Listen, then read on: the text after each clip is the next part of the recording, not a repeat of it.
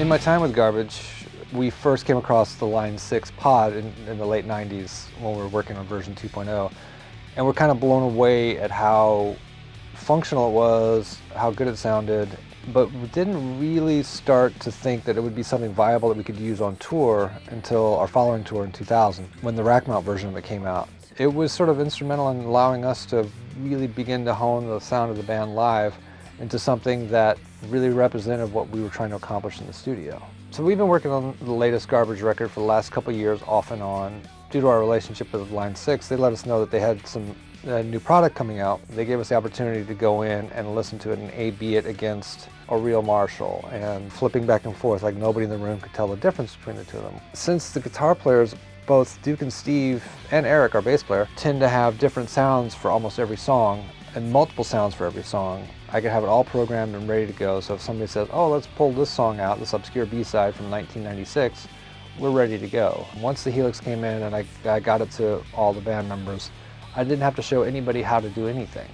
It's like they were immediately able to kind of figure out like, oh, okay, this is kind of cool. I can control this with the expression pedal.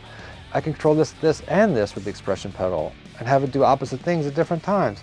And you know, all these things that used to be super complex, where somebody would ask me like, you know, I would like to be able to like have the wah go down, open up the filter, but also slow down the feedback. And you know, we'd be like, okay, well, give me about 20 minutes to figure out how I'm going to program that, but we'll come up with something. Now they were like, oh, I just want to do this, and they kind of go, and then it's done. You know, when we go off on tour and we're doing festivals, we never get a sound check. One thing the band wants is they want to make sure that their music is represented the way that they want it represented.